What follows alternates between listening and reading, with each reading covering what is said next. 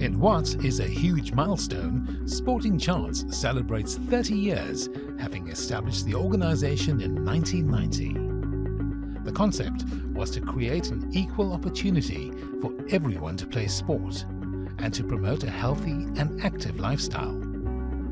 Sporting Chance has been dedicated to coaching and promoting physical activity throughout this time, with the prime objective to provide opportunities for sporting participation and achievement for as many children as possible, irrespective of race, gender or social class. As it is during the formative years that the foundation for sports playing ability is laid, Sporting Chance has advocated and implemented various programs for coaching school-age children. With firm, structured coaching that strikes a balance between sports, academics and play, Sporting Chance pioneered coaching programs into communities throughout South Africa where many organizations previously never ventured, has provided opportunities for over 200,000 children, and has developed some of South Africa's most promising sports people.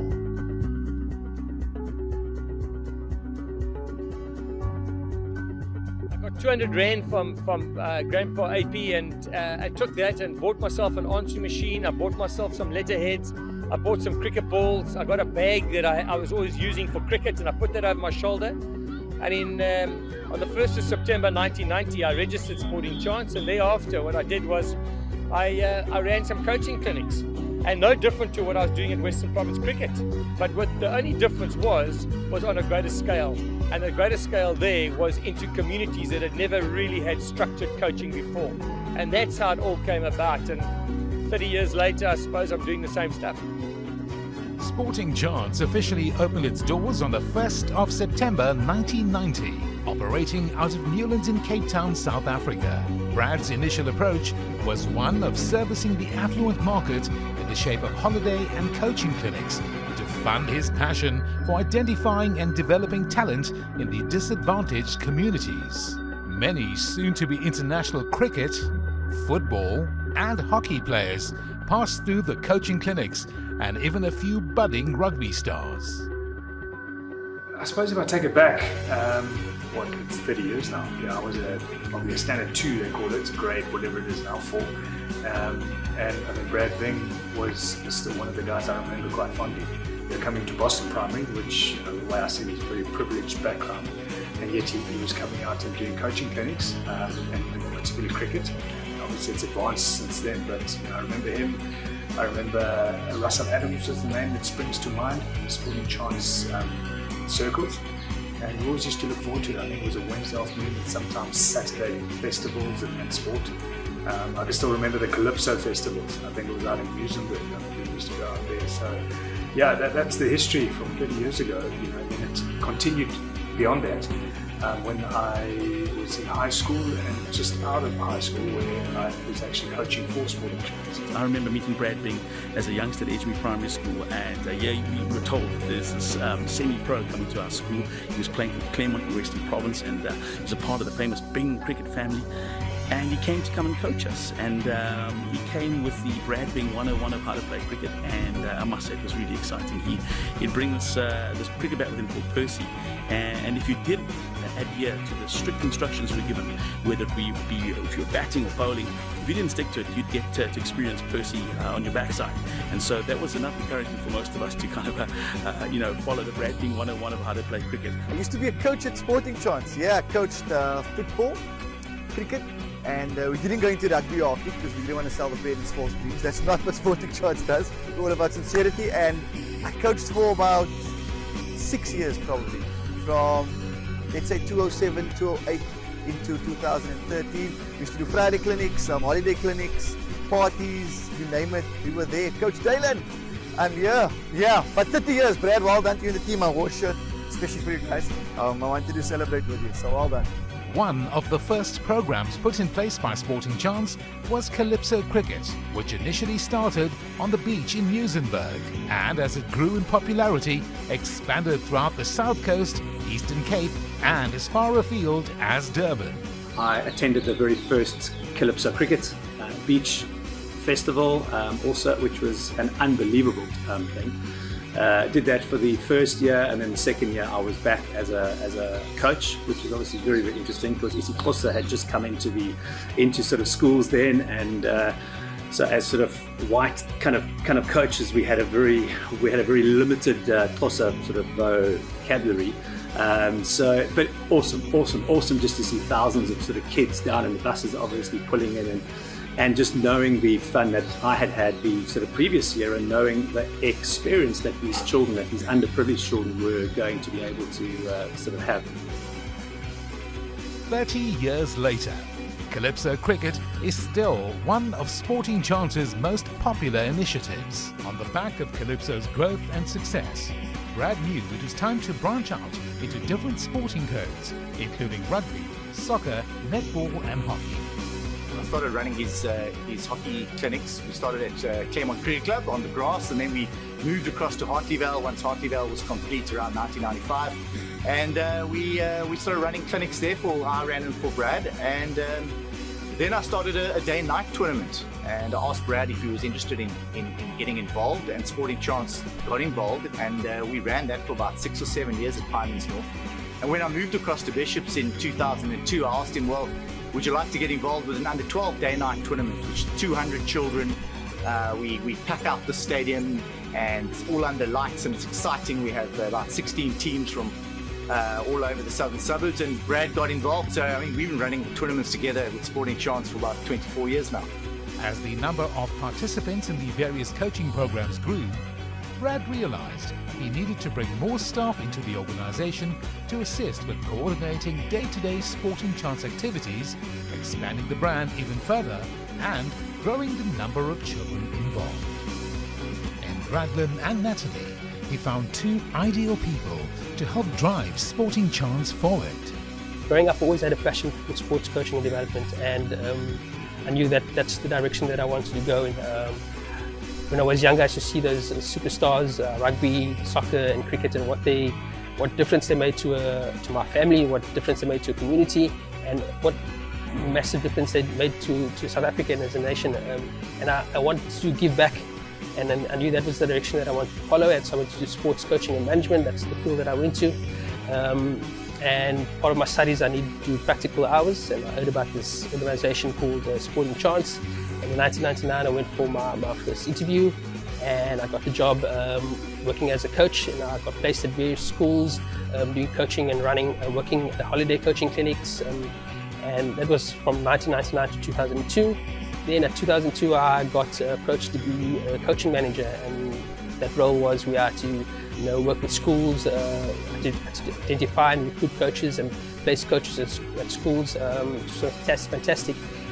But then my passion came it got even brought more out when I got approached to be the project manager with the foundation side of Sporting Chance, and that was in 2009. And that really opened my eyes to see how much a difference we can do through sport. And basically during that period we have had the opportunity to go into lots of communities, communities that have little and really nothing in terms of sports coaching and development, and that's where I could see eyes on what a different sports can do to a child's life and to a community's life, and that's something that I really treasure. My journey with Sporting Chance started essentially over 20 years ago, when I became a member of the first ever Calypso Cricket Roadshow team.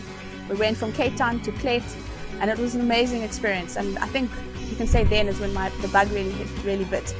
We worked with so many different cultures and communities, and I was able to combine my passion for sport and obviously working with kids and being able to make a difference. From there I went back to study at varsity, and I was always involved with Sporting Chance. I was coaching quite a lot for us, and obviously Calypso Cricket became a firm fixture in my summer holidays. And then in my last year of varsity, I didn't have a very hectic schedule, so I went to chat to Brad and said, how can I get more involved? And I literally joined the office to answer the telephones. And in that year, we launched a few more projects. Street cricket got bigger to quite a big scale, and obviously Calypso Cricket, now the roadshow was longer. And I guess you can say I never really left. I carried on with working on the foundation post my studies and took on the projects. An amazing few years with various projects with street cricket, with Calypso Cricket, and then obviously in 2010 we were able to go to take on the FIFA 2010 World Cup legacy with our street soccer project. And then a few years after 2010, I took on the role of general manager to oversee both our foundation work and the coaching services, which is combining basically being able to work with both the affluent market and in the development space, which was huge passions of mine. I think in those 20 years that I've been part of Sporting Chance's journey, it's probably a good 2/3 of it, and it's been a great privilege and a great honour and something I'm very proud of to be a part of our story. And we often talk about it as a team, about how Sporting Chance is a book, and how so many chapters that we've written, and amazing people that have come through into different chapters, both from our coaching services and from our foundation, and we hope to have many, many more chapters to come. As Sporting Chance's involvement with more and more kids across the various communities grew, it became apparent to Brad and the team that there were a number of health issues facing the country's youth. With the help of Professor Tim Noakes at the Sports Science Institute, the Health of the Nation program was developed and launched, pioneering research into childhood obesity, which has led to numerous health education policies being implemented throughout South Africa. Health of the Nation assessed more than 10,000 children, and it was from this program that the 50-hour sports challenges were introduced to help combat the various issues in the communities.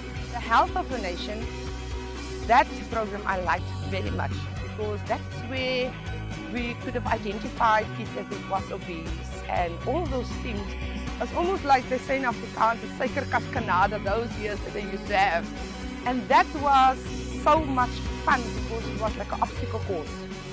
And for the kids to do that, kids are active and they want to do something different. And the Health of the Nation was the most perfect program also for them to participate in every single year. 50-hour sports challenge are wonderful, but how much of an impact are we having? And then that's when Disney came on board, and we then started going into schools and working on a daily basis in schools and finding coaches from our communities, the Bulalanis and the Yanisus and the Barneys and those guys that could go into our communities and actually implement a phys ed program within the schools.